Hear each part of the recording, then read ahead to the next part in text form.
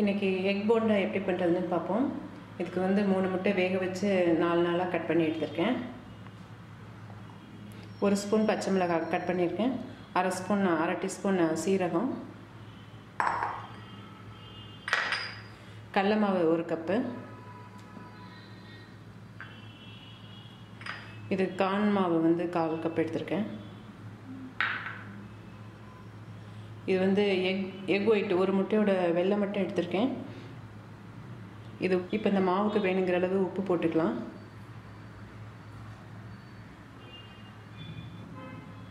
இப்போ 1 டீஸ்பூன் அளவு மிளகாத்தூள் போடுறேன்.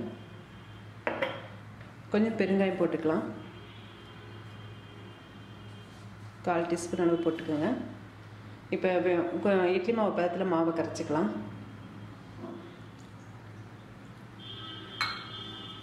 மாவு வந்து இட்லி மாவு பதத்தில் இருக்க மாதிரி கரைச்சிக்கோங்க.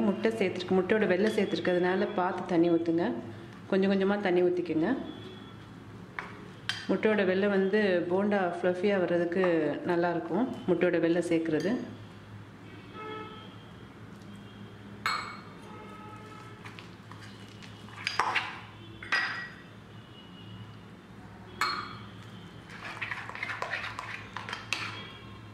இப்போ மாவு இந்த பதத்தில் இருக்கிற மாதிரி கரைச்சிக்கோங்க.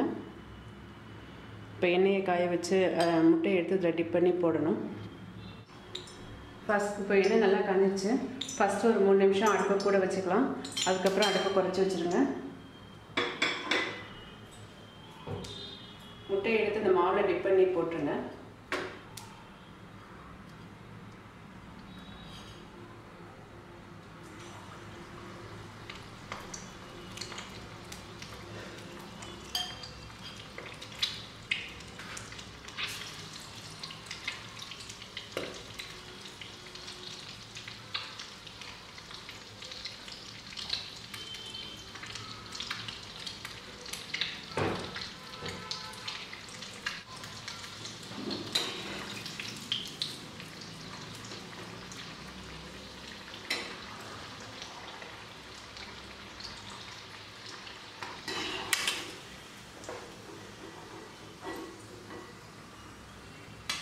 இந்த மாதிரி பதத்தில் எடுத்துடலாம்.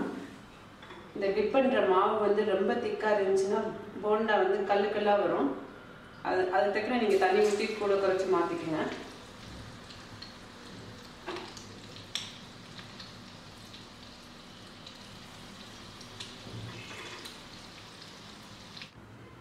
இப்போ முட்டை போண்டா ரெடி ஆயிடுச்சு.